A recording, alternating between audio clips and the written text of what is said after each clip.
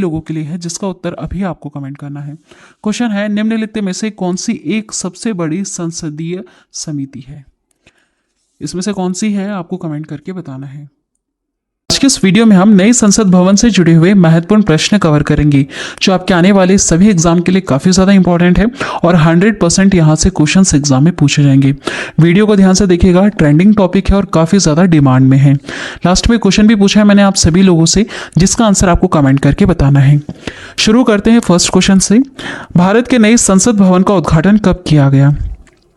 उत्तर होगा option C वाला 28 मई को। 28 मई को भारत के नई संसद भवन का उद्घाटन किया गया है, 28 मई 2023 को। नेक्स्ट है, भारत के नई संसद भवन का उद्घाटन 28 मई को किसके द्वारा किया गया?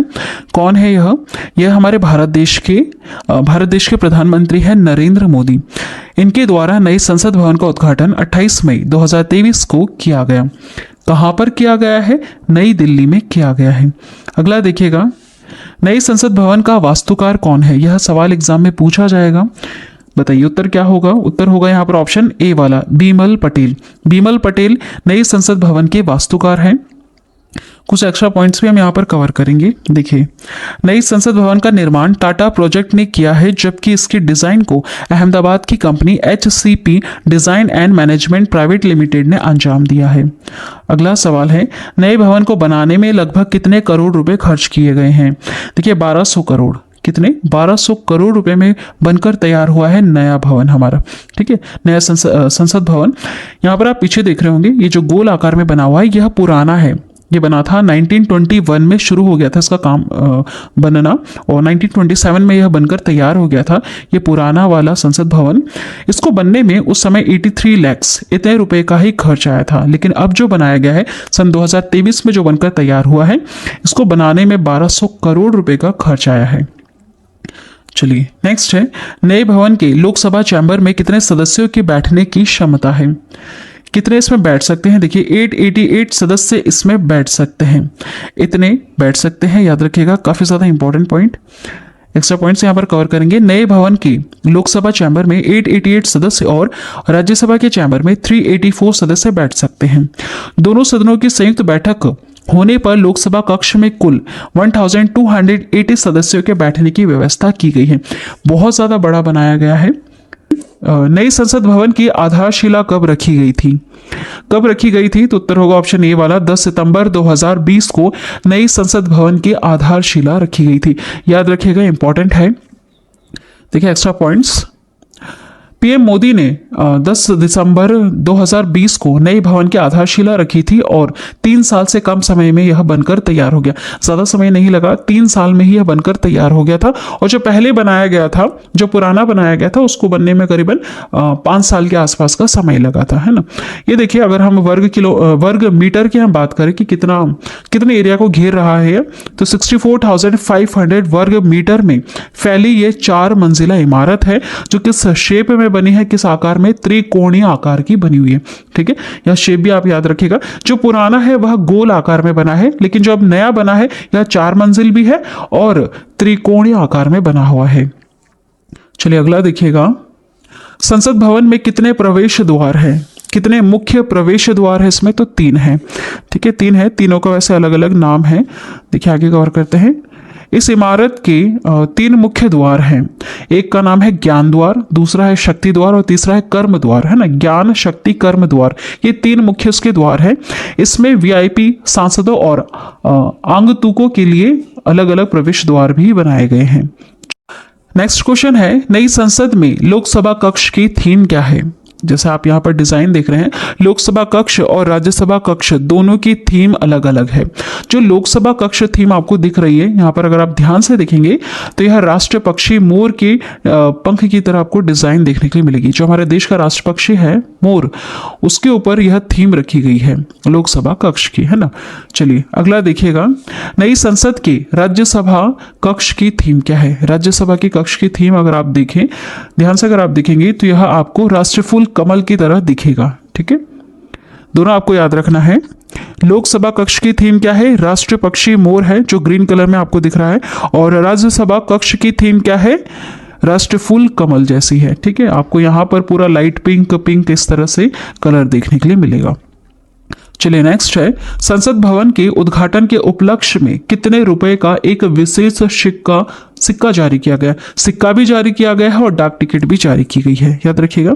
तो सिक्का, कितने रुपए का सिक्का जारी किया गया है, 75 है ना, 75 रुपए का सिक्का जारी किया गया है इसमें, इस उपलक्ष्य पर। स्पेशल कॉइन है। देखिए, प्रधानमंत्री नरेंद्र मोदी ने रविवार 28 मई को नई संसद भवन का उद्घाटन किया। इस अवसर पर 75 रुपए का सिक्का और एक विशेष स्मारक का डाक टिकट भी जारी किया गया। दोनों पॉइंट आपको याद रखना है, काफी ज्यादा इंपॉर्टेंट है। नेक्स्ट क्वेश्चन है, नई संसद में ऐतिहासिक राजदंड सेंगोल को लोकसभा अध्यक्ष के आसन के समीप स्थापित किया गया। सेंगोल किसका प्रतीक होता है, यह काफी ज्यादा चर्चा का विषय है। देखिए, यह सत्ता हस्तांतरण का प्रतीक है, सत्ता हस्तांतरण का प्रतीक है। यहाँ पर कुछ एक्स्ट्रा पॉइंट्स हम कवर करेंगे। ब्रिटिश शासन से सत्ता हस्तांतरण के प्रतीक ऐतिहासिक सेंगोल को नई संसद भवन में स्थापित किया गया। देश के पहले प्रधानमंत्री जवाहरलाल नेहरू ने अंग्रेजों से सत्ता हस्तांतरण के प्रतीक के तौर पर सेंगोल को लिया था, जो लंबे समय से प्रयागराज के एक संग्रहालय में रखा हुआ था। सेंगोल एक ऐसा राजदंड है जिसे सत्ता पर अधिकार के प्रतीक के रूप में जाना जाता है। देखिए, जो देश के पहले प्रधानमंत्री हमारे पंडित जवाहरलाल नेहरू जी, जब उनको पता चला कि इस तरह की कोई प्रथा पहले के राजा महाराजा चलाया करते थे, जैसे चौल राजा थे ना, सम्राट वगैरह था, तब इस तरह की कोई प्रथा चला करती थी। एक राजा से जब सत्ता दूसरे राजा के हाथ में जाती थी तो सेंगोल को उनके हाथ में दिया जाता था। जब उनको यह प्रथा पता चली पंडित जवाहरलाल नेहरू को, तो इन्होंने तमिलनाडु से सेंगोल को मंगवाया और अंग्रेजों के हाथ में दिया ताकि वापस उनसे ले सके इस प्रतीक के रूप में, ताकि उनको यह एक तरह की वो बस प्रथा करना चाहते थे, यह प्रूफ करने के लिए कि अब ये जो सत्ता है ये अंग्रेजों के हाथ से हमारे हाथ में आ चुकी है। तब इसका प्रयोग किया गया था। उसके बाद तो इसको एक संग्रहालय में रख दिया। कौन से संग्रहालय में? प्रयागराज के संग्रहालय में रख दिया गया था। लेकिन अब जब ये नया संसद भवन बना है ना हमारा, तब यहाँ पर इसको वापस स्थापित किया गया, वापस यहाँ पर लाके रखा गया है, ठीक है, ताकि यह बताया जा सके कि अब सत्ता किनके हाथ में है। जो अभी सरकार बनी हुई हमारी, उनके हाथ में सत्ता है। बस ये चीज दिखाने के लिए अब यहाँ पर इसको रखा गया है ना। सेंगोल एक ऐसा राजदंड है जिसे सत्ता पर अधिकार के प्रतीक के रूप में जाना जाता है। ये मेन लाइन है, बस आपको यही याद रखना है। बाकी इसके पीछे की क्या स्टोरी है ये हमने कवर कर ली। चलिए नेक्स्ट है, मौजूदा संसद भवन का निर्माण कब शुरू हुआ था? कब शुरू हुआ था? तो देखिए 1921 में शुरू हुआ था। ये जो पुराना आपको दिख रहा है ना, इसका निर्माण काम 1921 में शुरू हुआ था और इसको बनने में लगभग 5 साल का समय लगा था। और रुपए की हम बात करें तो काफी कम रुपए लगे थे, 83 लाख के आसपास लगे थे। नेक्स्ट देखिएगा, कुछ एक्स्ट्रा पॉइंट्स हम यहाँ पर कवर करेंगे। मौजूदा संसद भवन का निर्माण 1921 में शुरू हुआ था और 1927 में बनकर यह तैयार हो गया था, जो लगभग 100 साल पुराना है। तो 100 साल पहले की जो टेक्नोलॉजी थी और जो अभी की जो टेक्नोलॉजीज है उसके अनुसार ये फिट नहीं बैठ रहा है, इसलिए भी नए भवन को बनाने की जरूरत पड़ी। देखिए 2026 के बाद परिसीमन की स्थिति में लोकसभा सीटों की संख्या बढ़ सकती है, क्योंकि सीटों की संख्या बढ़ाने पर लगी पाबंदी सन 2026 में समाप्त हो जाएगी। देखिए इस लाइन को समझना बहुत ज्यादा जरूरी है। अभी जो सीटें हमारे पास चल रही हैं, लोकसभा की जो सीटें हैं, राज्यसभा की जो सीटें हैं, ये पहले के अनुसार चल रही, पहले की जो जनसंख्या थी उनके कैलकुलेशन के आधार पर ही चल रही है। लेकिन सन 2026 तक एक डेडलाइन दे रखी है कि उसके बाद जो पॉपुलेशंस होगी, हमारे देश की जो पॉपुलेशन होगी ना, उसके अनुसार लोकसभा की सीटें और राज्यसभा की सीटें तय करेंगे। तो वहां पर सीटें बढ़ने की चांसेस है, वो तो बढ़ना ही है क्योंकि पॉपुलेशन काफी ज्यादा बढ़ चुकी है। उसके अनुसार लोकसभा की सीटें भी काफी ज्यादा बढ़ेंगी, राज्यसभा की सीटें भी बढ़ेंगी।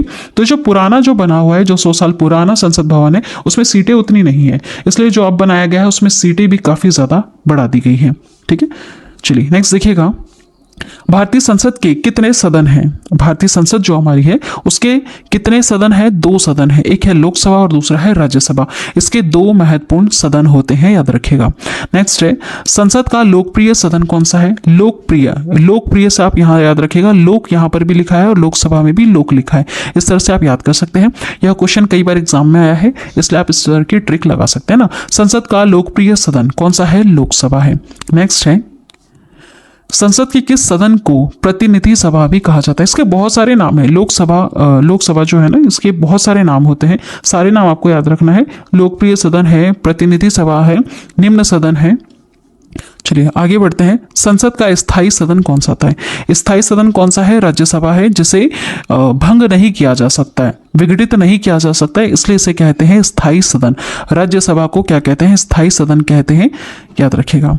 नेक्स्ट देखिएगा, भारतीय संसद में शामिल है। भारतीय संसद में कौन कौन शामिल होते हैं? देखिए, भारतीय संसद के 3 अंग होते हैं, लोकसभा, राज्यसभा और राष्ट्रपति। 3 अंग है, लेकिन 2 सदन है। सदन कौन से हैं? लोकसभा और राज्यसभा, 2 उसके सदन होते हैं। ठीक है, चलिए नेक्स्ट है, भारतीय संविधान के किस अनुच्छेद में कहा गया है कि संघ के लिए एक संसद होगी जो राष्ट्रपति और 2 सदनों से मिलकर बनेगी? यह किस अनुच्छेद में कहा गया है? अनुच्छेद 79 में कहा गया है, याद रखिएगा। नेक्स्ट क्वेश्चन है, भारतीय संसद के कितने अंग हैं? बताइए, अभी हमने कवर किया कितने अंग हैं। इसके 3 अंग हैं, कौन कौन से? लोकसभा, राज्यसभा और देश के राष्ट्रपति। नेक्स्ट देखिएगा, संसद का निम्न और उच्च सदन कौन सा है? निम्न अभी हमने देखा, निम्न होता है लोकसभा, है ना, और उच्च सदन होता है राज्यसभा। याद रखिएगा, काफी ज्यादा इंपॉर्टेंट है। कई बार ऐसे सिंगल क्वेश्चंस भी पूछे जाते हैं कि निम्न सदन किसे कहा जाता है और उच्च सदन किसे कहा जाता है। उच्च सदन होता है राज्यसभा और निम्न होता है लोकसभा।